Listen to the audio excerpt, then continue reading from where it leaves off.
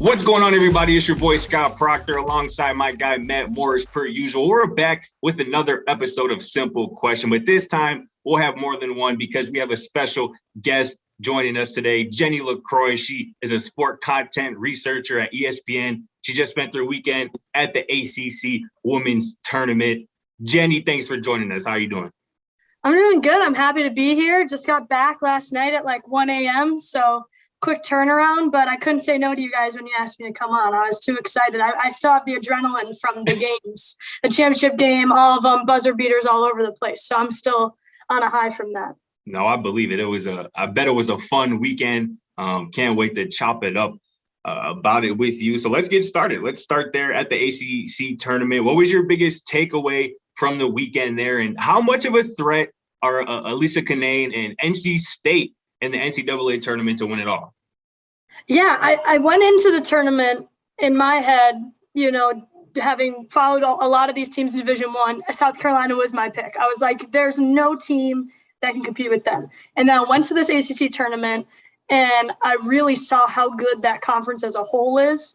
I mean, every game is a grind. Right. And then to see NC State really kind of easily get to the championship game and win by double digits in the championship game. It was a grind. I don't think the score reflected how tough Miami played them, but I mean, they really showed me. I was kind of like, oh, after the tournament, I was like, NC State, are they my new pick for winning it? If I was going to put money down, is that are they, Jenni? Yeah, I think they are. So as of right now, I have switched my tune. Obviously, South Carolina lost, so that also helps with that decision. But Cunane, they just have such a flowing offense. Brayna Perez, their point guard, is like super underrated. I think she should have been on the ACC all-tournament team. She didn't make it, but they just have such a good offense. They operate on all cylinders. Everyone's a threat. And how do you stop that? You can't. So it was so fun to watch them. And Cunane, when it matters most, she plays her best. I want to say like her all 20-point performances this season came against ranked opponents. So like she is ready to go. When she's aggressive, you can't stop her. She's 6'5" with amazing touch around the basket, and she can shoot the three. So what are you going to do? Well, I mean, reigning MVP, tournament MVP. And I think the thing that stood out about that NC State win, kind of to your point, is they flow so well. And Miami even said, like, we did everything right. They just beat us. And it's like you list the things that Miami was able to do in that game. 9 times out of 10, you feel like the team on paper should be able to pull off the win, but NC State is just that good and they're that deep as far as their talent. Yeah, Katie Meyer even said it. She's like, we out-rebounded them. We had more points in the paint. We did all these things that are supposed to be the key points going into this game to beat them, and we still lost by double digits. And the best part is like, Miami's defense has been phenomenal. They've won, 8 of their last 10 games. They even held NC State to like 60 points. Like, That's not easy to do. But even against a good defense, NC State is still able to come out on top. And it just shows you how versatile they are, how no matter what defense they're going up against, you can't really stop it. Exactly. And, the other ranked, big team as far as ACC goes is Louisville. And, I mean, Louisville's loss is bad enough, that collapse, but this is the second time they did that because they blew a 16-point lead to NC State. Is this now becoming something that you worry about with Louisville, especially with the tournament coming up in these big-time games? Yeah, you think that after the first collapse against NC State, they would be like, that's never going to happen to us again. We're going to close out these games. And Jeff Walz said, he took it on himself and said, this is my fault. I started to take people out thinking, maybe the game was over, whatever it was, and that he felt like it was his fault. But no matter who you have on the floor, if you have that type of lead, you should never be able to give that up. And against NC State, it's different. Like we said, they can at any point go on a run and win a game and play great offense. Miami, like, that one was, Miami's playing really well, don't get me wrong, but that should have never happened. If you're going to be a 1 seed or a 2 seed in the NCAA tournament, I don't care how hot Miami is right now. Like, that should never happen if you want to win a championship. But you could look at it on the flip side. That could be another learning experience for them. And that's fresh in their minds going NCAA tournament. And they don't want to feel that way again. They don't ever want that to happen again. And that could be fuel to the fire that gets them to a Final Four, of saying, no, we are a better team than that. We know we can play better. And in the fourth quarter now, they're going to come in firing no matter what. So it could be a learning experience, or it could be something to worry about, either or. Yeah, that could definitely be the catalyst. I can see it being the catalyst, like you mentioned, that could propel them, to a deep run. But I want to switch gears here, move out of the ACC. Obviously, we're talking women's basketball, so it's a must we talk about UConn. What does it say to you about the Huskies that they were able to, for the most part, keep things afloat without Paige Beckers in the lineup? And how likely is it to you at this point that they make a 14th consecutive Final Four, which is just ridiculous that they've made 13 straight Final Fours? But what do you make of that? That's a ridiculous number. I mean, it's unreal. It's unbelievable. Obviously, they're a prestigious program. They're amazing. Gino Auriemma always has them in top form going into the NCAA tournament. And I just went to the game to see Paige Becker's first game back. And you can tell she's testing that knee. She's not wearing a brace on it. She's testing that knee, and she looked good. But I don't know. I mean, they stayed afloat, but you also have to think like their conference schedule isn't super tough. Fact. So yes, They stayed afloat, but they're not playing ranked teams once conference starts. So does that worry you? It does. It does. I do think that a lot of the players grew, like Caroline Ducharme, Avina Westbrook played really well. Like some of these, AZ Fudd, like some of those players, those freshmen really grew because they got more roles of having the ball in their hands, having more minutes. So that will boost them into the tournament because they have more experience going in. Yep.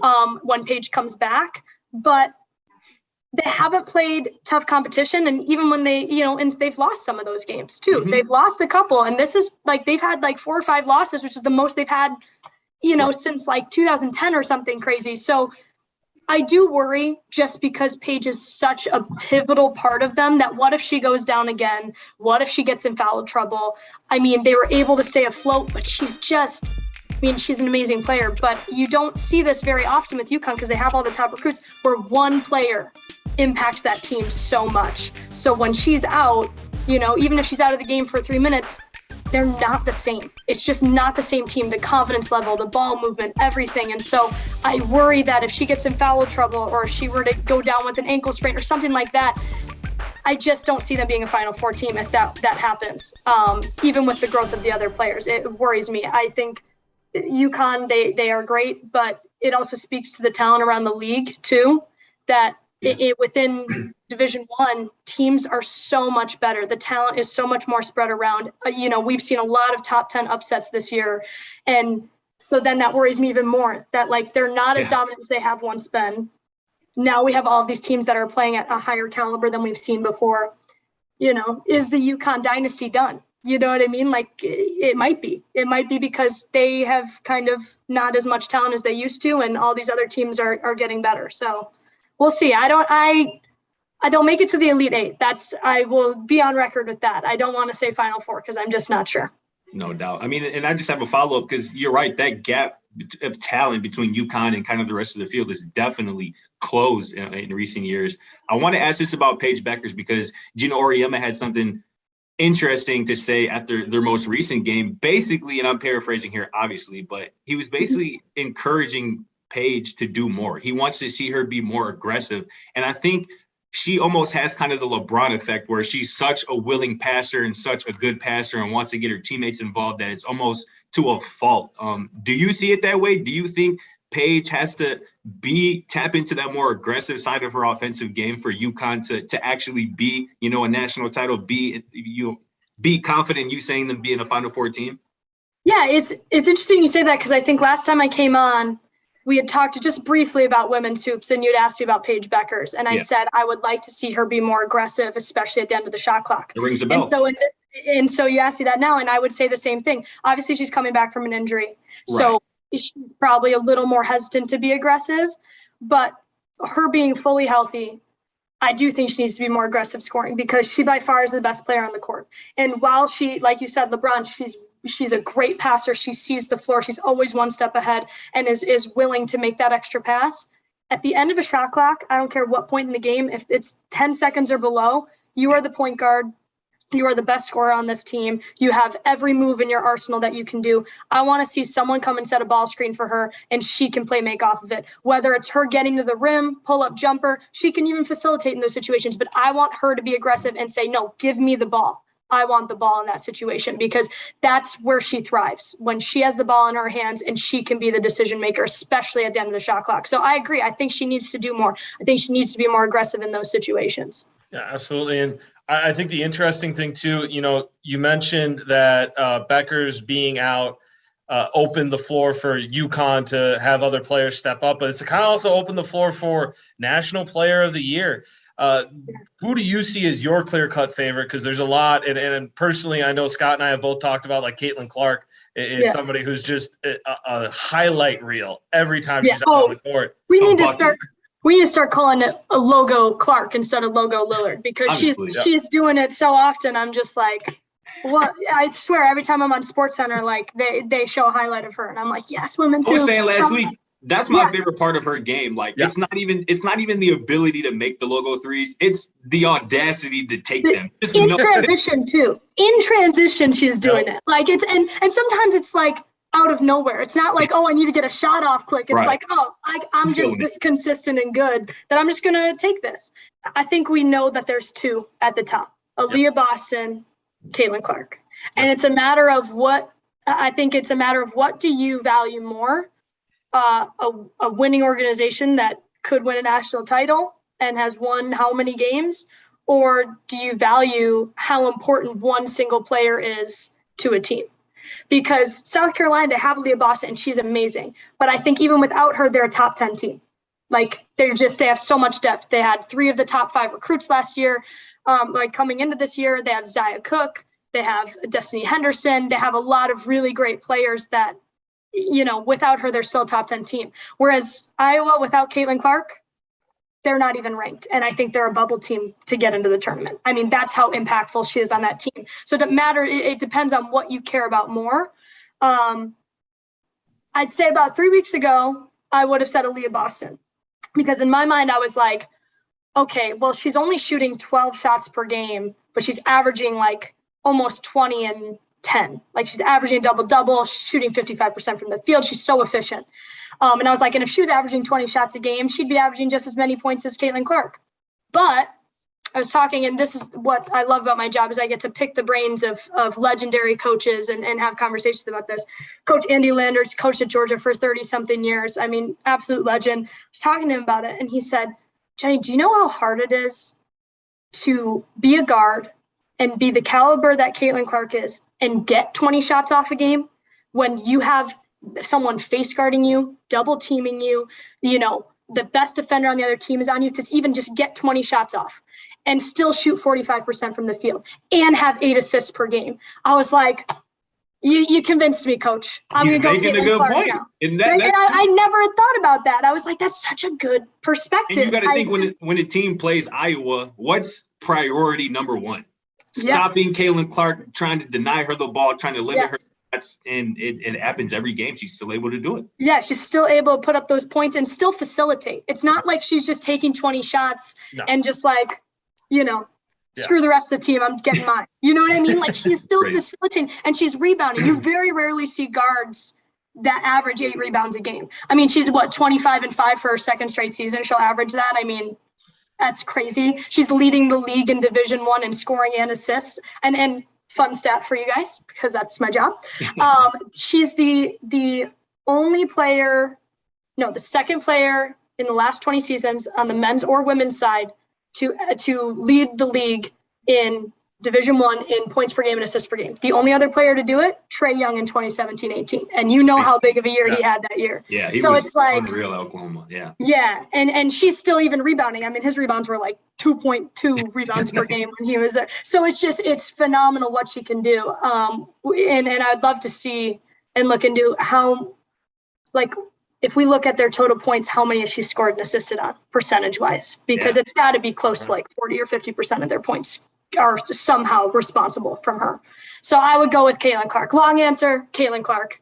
I love that answer. I love that answer. Yeah, that's a great answer. I want to ask about one more team. There's a new number one in women's college basketball as of this morning. That's Stanford, who's now won 20 consecutive games, back-to-back Pac-12 titles. How dangerous are the Cardinal come the NCAA tournament? And do they have the best duo in the country in Cameron Brink and Haley Jones, or am I a little off kilter there? Best duo? I don't know if I'd say best duo. Okay. Top 5 duo for sure. Okay, I don't know who I'd put in front of them. I'd have to look a little closer to the numbers, but yeah, I don't know. I just feel like Stanford's that team that's like kind of under the radar. Like we haven't really covered them much anywhere, right? And they're number 1, yeah. And they've just kind of just been doing what they did last year. It's just like we're just doing our thing, going through what we got to do to win. They win ugly games, they win great games. They're just like, when we talk about like, oh, that was like a quiet 20 points someone scored, like we didn't realize they had 20 points. It was quiet. Right, that's like Stanford. It's like, oh, they just have a quiet 20 win streak. You're like, what? Like, I mean, like, I didn't even know it was 20 straight. Like, like we haven't talked about them. So it's just, I think they'll make the Final Four if they just keep doing what they're doing. Just nose to the grind. Everyone plays their role. Everyone does what they're supposed to. Tara's got them, really focused in. And they've already won one. So they have almost everyone back. So they know what they need to do to get another one. And that experience is just like fundamental to getting at least to the Final Four, if not a championship game. So I could see them making the Final Four. And it's just funny. Yeah. Like quiet number 1. Wouldn't have seen that one coming. Yeah, that I've never heard the saying "quiet 20-game win streak," but that absolutely fits. I love applies.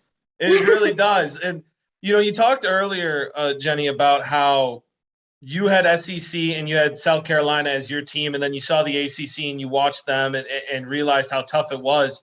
I mean, speaking in conferences as a whole, what conference do you see having the best showing at the tournament, and being that you see a lot of their teams go deep? I mean, yeah, you pick between the 2 main conferences, which is ACC or SEC, I think. Like, it's one or the other. I think the SEC right now is projected to have 9 teams in the tournament. ACC projected to have 8. As far as teams to have teams go the furthest, I would say ACC, because you do have, as of right now, Louisville is still number 1 seed projected, and NC State's number 1 seed projected, barring Baylor winning the conference title for Big 12. They would move up to the 1 if that were the case, and Louisville would drop to 2. But you have 2 teams that definitely could make the Final Four with the ACC, whereas the SEC, I think it's a little less cut and dry. You have South Carolina, and then you have LSU, who's playing well, and you have Kim Mulkey as the coach, who's experienced, but the team itself not quite as much. So that comes into play, and I don't know if they are a team that could go super far. Maybe Sweet 16, Elite 8, but I'd say Sweet 16. That's my prediction. So I think overall, like if you're looking at the top teams in each league, ACC has a chance to make a deeper run. Okay. They have 8 teams projected to make it, go to the tournament as well, possibly 9, depending on how other tournaments pan out. But I would go ACC at this point, just because they do have the top 5 teams. So. That makes sense. Probably last question we got for you, Jenni. I'm going to put you in a corner here. Who is your pick at this point to win it all, or at least a national championship matchup? I know you mentioned you like South Carolina in there for sure. Who do you see them playing for a national title if you had to pick at this point? If I had to pick, and hopefully they're on opposite sides of the bracket, Right. I say South Carolina, NC State. I think that's it. And I think NC State wins it. I think I think Carolina makes it. I really do, especially. But my issue with Carolina is they lost to Missouri earlier this year. Mm-hmm. And it was at the end of, it was an overtime game. At the end of the game, I think it was a very, very close game, overtime, whatever.